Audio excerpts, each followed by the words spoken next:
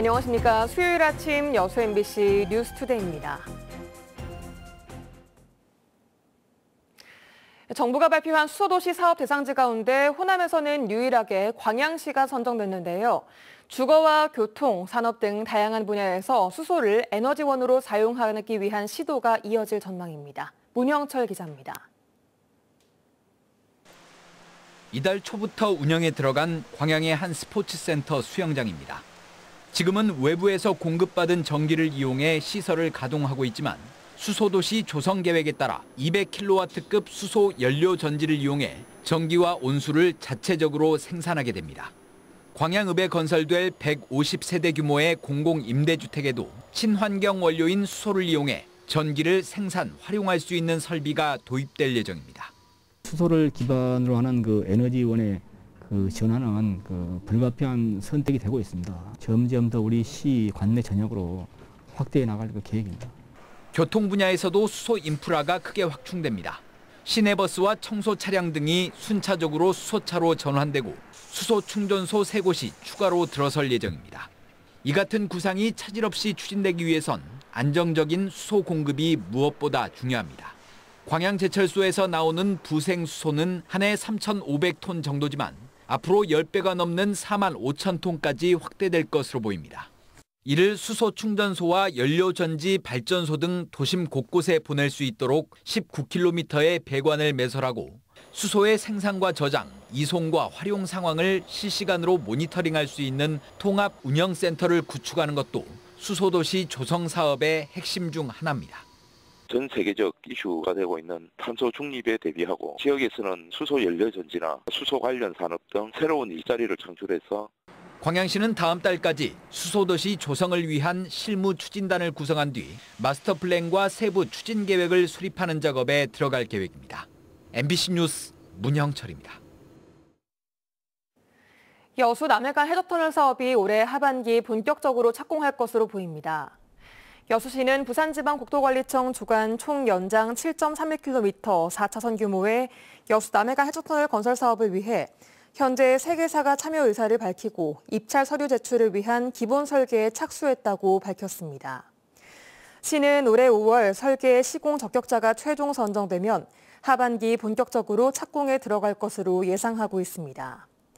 한편 지난해 12월 광주전남연구원이 발표한 해저터널 개통에 따른 기대효과 분석에 따르면 여수에서 남해간 이동 시간이 70분에서 10분 이내로 단축될 것으로 보입니다. 전라남 도교육청이 교육의 기본인 독서 활성화에 본격 나섭니다. 김대중 전남교육감은 신년 기자회견을 열고 2023년은 책 읽는 전남교육 정책을 실행하고 학생들이 독서와 문화교류를 동시에 경험할 수 있도록 국외 체험 프로그램도 적극 추진하겠다고 밝혔습니다. 또 공부하는 학교 분위기를 만들기 위해 독서 인문학교 전담팀을 신설하고 종합 포털 구축에 나서기로 했습니다. 순천의 한 요양원 원장이 직원들을 폭행하고 협박한 혐의로 재판에 넘겨졌습니다. 직원들은 특별한 이유도 없이 수년간 입에 담기 힘든 폭언과 견디기 힘든 모욕에 시달렸다고 하는데요. 강서영 기자가 직원들의 이야기를 들어봤습니다. 순천시 상사면의 한 요양원에서 퇴사한 40대 여성 사회복지사. 근무했던 4년여간 요양원 원장의 폭언과 폭력에 시달렸다고 말합니다. 평소 원장은 기분이 좋지 않으면 사소한 일로도 직원들을 크게 질책했는데 하루는 동료 직원과 카풀을 했다는 이유만으로 욕설을 하며 선풍기를 집어 던졌다는 겁니다.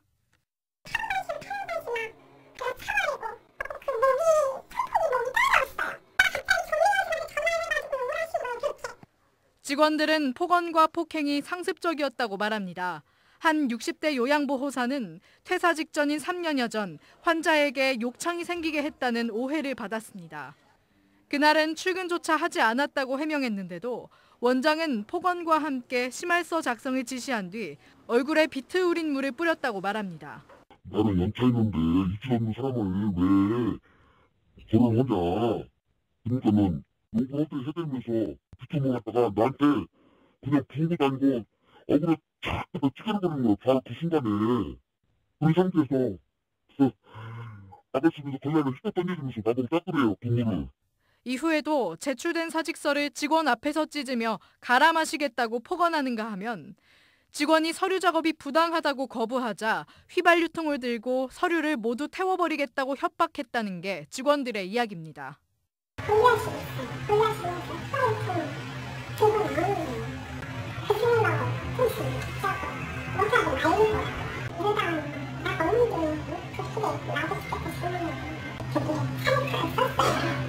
그러나 원장은 직원들의 행실을 지적했을 뿐 욕설과 폭행을 한 적은 없으며 사건을 신고한 직원은 평소 다른 직원과도 불화가 많았다는 입장입니다. 우리는 그런 적이 없고 피해자는 우리입니다. 한편 검찰은 직원에게 비눗물을 뿌려 폭행하고 욕설을 하며 사직서를 찢는 등의 협박한 혐의가 인정된다며 얼마 전 원장에게 벌금 200만 원의 약식기소 처분을 내렸습니다. MBC 뉴스 강서영입니다. 제3회 전국 동시조합장 선거에 신진 인사들이 출마할 예정이지만 깜깜이 선거가 재연될 우려가 높습니다. 이는 조합장 선거가 공직선거법이 아닌 위탁선거법에 따라 실시되기 때문으로 예비후보 제도가 없고 선거운동이 한정돼 있기 때문입니다. 일선 조합원들은 후보자의 이름과 얼굴은 물론 공약도 모른 채 투표에 참여하게 될 수 있어 정책 개선이 시급합니다. 광양 백운산 고로쇠 약수가 오는 17일부터 올해 첫 출하됩니다. 광양농협은 광양읍, 봉강, 옥룡 등 백운산 고로쇠 약수 채취 대표 농가 20여 곳과 간담회를 열고 판매 출하 일정을 점검했다고 밝혔습니다. 광양농협은 올해 이른 설날을 고려해 17일로 첫 출하 일정을 잡았고 1.5리터 등 소량 단위 상품 등 가정에서 소비하거나 택배 물량이 늘 것으로 전망했습니다.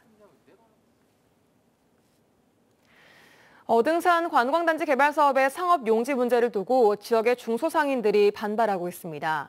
신세계 측이 제시한 면적이 지나치게 많다는 건데 복합쇼핑몰 유치위원회 측은 17년 전 이야기를 들고 나오면 어등산 문제는 또 표류할 것이라고 반박하고 있습니다. 김영찬 기자의 보도입니다. 지난해 말 신세계 프라퍼티 그룹이 광주시에 낸 어등산 관광단지 개발 사업 계획서입니다. 복합쇼핑몰 스타필드와 유원지, 숙박시설 등을 포함해 부지는 모두 41만여 제곱미터입니다. 이 중 상업용지는 14만여 제곱미터. 앞서 지난 2005년 어등산 개발 초기 민간 합의를 통해 합의된 상업용지 2만 4천여 제곱미터보다 5배 많은 면적입니다. 이를 두고 지역 내 소상공인들이 반발하고 있습니다. 기존에 제시된 상업용지보다 클 경우 상인들의 매출 감소로 이어져 생존권에 위협을 받는다는 겁니다. 첫째적으로는 그 민간협조 구성을 해서 관광단지 상업지역을 7,000평으로 제한했고요. 반면 복합쇼핑몰 유치위원회는 상인들이 주장하는 상업용지 면적 논란은 17년 전 당시의 합의사항일 뿐이라는 겁니다. 2005년에도 상업용지 제한으로 사업이 무산되면서 어등산 개발은 17년 동안 장기간 표류했는데 이것 때문에 사업이 발목이 잡혀서는 안 된다고 주장합니다. 상인분들이 좀 더 현실적인 요구를 해야 한다는 거죠. 그러니까 사업자가 들어왔을 때, 그런 대형 유통업체가 들어왔을 때 상생할 수 있는 실질적인 방안을 마련해가지고. 한편 광주시는 상업용지 확대에 대해선 행정적 절차상 문제가 없다는 입장입니다. 어등산 관광단지 개발 사업 공모가 진행 중인 상황에서 상업용지 문제를 벌써부터 거론하는 것은 시기상조라고 밝혔습니다. 후속 절차로서 협상 이런 절차들이 남아 있습니다.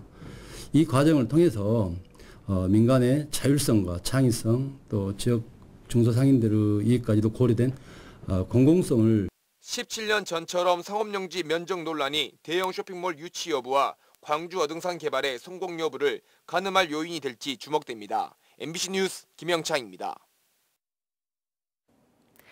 실질적 경영 개선을 요구받고 있는 목포 시내버스 업체 태원유진이 법인 전 재산을 기부 체납하겠다고 선언했습니다. 시내버스와 업체, 땅을 모두 목포시에 주겠다는 건데 실상은 태원유진이 안고 있는 수백억 원의 빚을 목포시가 감당하라는 의미입니다. 양현승 기자가 취재했습니다. 작년 연말을 기한으로 경영 개선안을 냈다가 목포시로부터 퇴짜를 맞았던 태원유진 이한철 대표가 경영 개선안을 제출했습니다. 태원 여객 유진 운수의 모든 재산과 장비, 인력을 목포시에 기부 체납하겠다는 내용입니다. 가장 빠른 시일 안에 목포시가 인수해서 시민 교통 불편을 해소하라고 덧붙였습니다. 이한철 회장의 대시민 공개 사과, 자체 연료비 충당과 무조건적 버스 운행 정상화를 요구했던 목포시는 법적 검토와 진위 파악에 나섰습니다. 기부 체납 부분 의미랑 포함해가지고 법률적으로 한번 이걸 다 담론받아가지고 저희가 좀 판단해 보겠습니다. 기부 체납은 민간에서 가진 재산의 소유권을 무상으로 자치단체에 이전하는 것. 하지만 태원 유진이 목포시에 가져가라는 재산에는 버스와 버스 노선, 법인 소유 부동산뿐만 아니라 막대한 빚도 포함되어 있습니다. 태원 유진 370여 명의 퇴직금이 100억 원, 은행에서 낸 빚이 100억 원, 이한철 회장이 버스 회사에 빌려준 90억여 원 등 300억 원으로 추산되는 빚까지 목포시가 떠안으라는 겁니다. 모든 재산은 부채까지 포함됐다. 그럼 그 부채까지도 확인해야 되지 않습니까? 저희 입장에서는. 그래서 제가 의장단 회의를 긴급 소집을 해놨습니다. 그래서 목포 시민을 상대로 한 공개 사과는 생략한 채 목포시에 최후의 선택을 맡긴 태원 유진은 시내버스 사업을 접겠다는 뜻을 분명히 하고 있습니다. 목포 도시가스에 갚아야 할 연료비는 연체금까지 붙어 23억 원에서 25억 5천만 원까지 불어나 있습니다. 그래서 이제 우리 회장님이 사업을 접겠다 그런 얘기입니다. 기부 체납을 하겠다면 모든 인프라를 자동차에 관련된 모든 인프라를 싹 드리겠다 그런 얘기예요. 시에서 이제 똑똑한 사람들이 앉아서 공영제로 할 것, 중공영제로 할 것인지 아무튼 어떻게 하는지 하라 그 말이죠. 목포시의회가 승인하면 목포시에서 당장 발행 가능한 지방채는 300억가량. 태원 유진의 300억 빚을 떠안고라도 시내버스 노선권을 목포시가 가져오는 게 맞을지, 태원 유진의 기부 체납 범위를 협상을 통해 조정할 수 있을지, 중단 30일째를 맞은 목포 시내버스 사태가 최대 고비를 맞고 있습니다. MBC 뉴스 양현승입니다. 계속해서 희망 2023 나눔 캠페인에 성금 보내주신 분들입니다. 고흥군 금산면 청성마을 주민일동 24만 원, 석정마을 주민일동 21만 원, 중동마을 주민일동 19만 원, 배천마을 주민일동 13만 원, 순천시 나간면 금산마을 주민일동 10만 원, 여수시 남면 월전마을 주민일동 10만 원, 여수시 대교동 역수 벽지장판 5만 원, 남성 목욕탕 5만 원, 신일카센터 5만 원, 좌수영 낚시 5만 원, 여수시 대교동 여수 비니르 공장 5만 원, 14통장 홍이본 5만 원, 태원 배관철물 5만 원, 여수시 신월동 신치남 5만 원. 성금을 보내주신 분들께 감사드립니다. 희망 2023 나눔 캠페인은 1월 말까지 접수합니다. 더불어민주당 김회재 의원이 공기업 공영방송의 민영화를 방지하기 위한 공공기관 운영에 관한 법률 개정안을 대표 발의했습니다. 더불어민주당 김회재 의원은 공공기관이 보유한 자산을 처분하는 경우 기재부 장관 또는 주무기관장의 승인을 받도록 하며 처분 자산가액이 150억 원 이상이면 국회 소관 상임위의 동의를 받도록 함으로써 공공기관 처분 절차의 투명성을 강화하는 내용을 골자로 한 공공기관 운영에 관한 법률 개정안을 대표 발의했습니다. 정부는 현재 한전, KDN, 한국마사회 등 공공기관이 보유한 YTN의 지분 30.95%를 매각하기로 하면서 보도채널의 공정성과 공공성이 담보될 수 없는 YTN의 민영화 수순에 돌입했다는 비판을 받고 있습니다.